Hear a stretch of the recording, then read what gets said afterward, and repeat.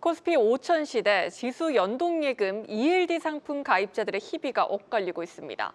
주가 상승 시 추가 수익을 기대할 수 있어 지난해 큰 인기를 끌었는데 코스피가 단기간에 급등하며 오히려 만기가 끝나기도 전에 최저금리로 확정되는 사례가 늘고 있습니다. 급격하게 오른 코스피가 역설적이게도 발목을 잡고 있는 셈입니다. 경제부 김예원 기자와 살펴보도록 하겠습니다. 김 기자, 먼저 ELD 상품 구조에 대한 이해부터 필요할 것 같아요. 네, ELD는 원금은 보장받으면서도 연동된 주가 지수 상승률에 따라 추가 수익을 기대할 수 있도록 설계된 예금 상품입니다. 은행마다 상품 구조는 조금씩 다르지만 ELD의 최고 금리는 연동 지수의 변동 위험을 얼마나 감수하느냐에 따라 달라지는데요. 오늘 출시된 신상품 KB스타 지수 연동 예금 26-1호를 예로 들어 설명드리겠습니다. 이 종류는 크게 세 가지고요. 최고 금리는 보시다시피 연 11.2%까지 설정돼 있는데요. 먼저 더 높은 수익을 기대하는 투자자들을 위한 상승 나가웃형 구조부터 보시겠습니다.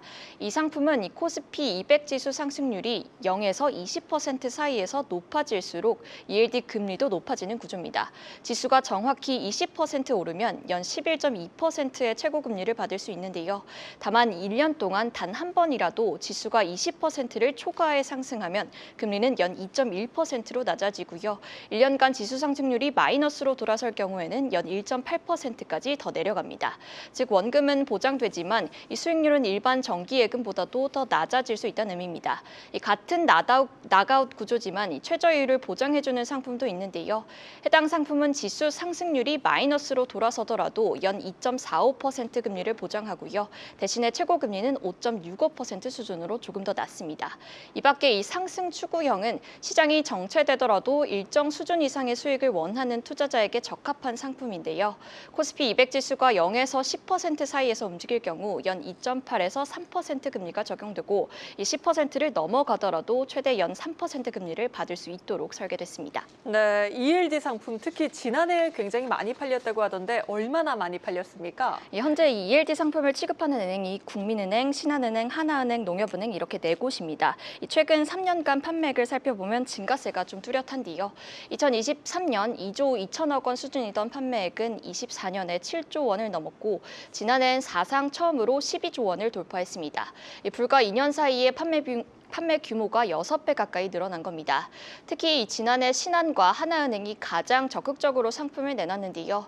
ELD는 보통 특판 형식으로 일주일 정도 판매되는데 작년 한 해 동안 신한은행은 29개, 하나은행은 19개의 상품을 연달아 출시할 정도로 인기가 높았습니다. 네, 인기가 실감이 됩니다. 그런데 평소라면 코스피가 20%까지 오를 일, 거의 상상하기 어려운 일인데 코스피 5천 시대는 얘기가 조금 다르겠죠. 이대로라면 오히려 예금 이자보다 수익률이 저조한 분들도 굉장히 많을 것 같은데요. 네, 맞습니다. 은행들이 설정한 수익률 구간이 지수 상승률 보통 10에서 25% 수준인데요. 과거에는 1년 사이 이 구간을 넘기는 경우가 많지 않아서 대부분 투자자들이 비교적 높은 수익을 기대할 수 있었습니다. 하지만 지난해 이 코스피 지수가 무려 75.6% 급등했고 올해 들어서도 이미 15% 넘게 오를 만큼 상승세가 가파릅니다. 이 때문에 상당수 ELD 상품이 나가웃 조건에 걸리면서 금리가 미리 정해진 낮은 수준으로 확정되고 있는 건데요. 실제 KB국민은행이 지난해 11월 판매한 상품의 경우 코스피가 20% 안팎으로만 올랐다면 연 7.9% 금리를 받을 수 있었지만 그걸 초과하면서 금리가 연 2%로 확정되고요. 신한은행에서 나온 상품 역시 지수가 15%를 넘지 않으면 최고 연 4.3% 금리를 받을 수 있었지만 이를 초과해 결국 연 2.5% 금리로 확정됐습니다. 은행별로 ELD 상품당 500억 원에서 많게는 2,500억 원씩 판매된 만큼 최대 금리를 기대했던 투자자 상당수는 이 정기 예금보다도 낮은 수익률을 거뒀을 가능성이 큽니다. 네, 이런 상황이라면 앞으로 ELD 인기 꺾일까요? 아니면 상승은 하되 코스피 6천까지는 시간이 조금 걸리겠다라고 보고 오히려 이 시점에 가입하려는 분들도 많을까요? 네, 맞습니다. 지금처럼 이 코스피 변동성이 커진 만큼 가입 전에 상품 구조를 좀 꼼꼼히 살피셔야 합니다. 또 이 정기 예금과 달리 ELD는 만기 이전에 해지할 경우 중도 해지 수수료가 부과돼 원금 손실이 발생할 수 있다는 점도 유의해야 하는데요. 다만 이 최근 5대 은행의 1년 만기 정기 예금 최고 금리가 모두 연 3% 아래로 떨어진 상황입니다. 이렇게 예금 상품의 매력이 떨어진 가운데 이 증시 상승에 대한 기대감까지 더해지면서 이 증시로의 자금 이동이 당분간 계속될 가능성이 큰데요. 이 수신 자금 확보가 필요한 은행들은 ELD처럼 다양한 이 특화 상품을 통해 경쟁력을 강화하겠다는 계획입니다.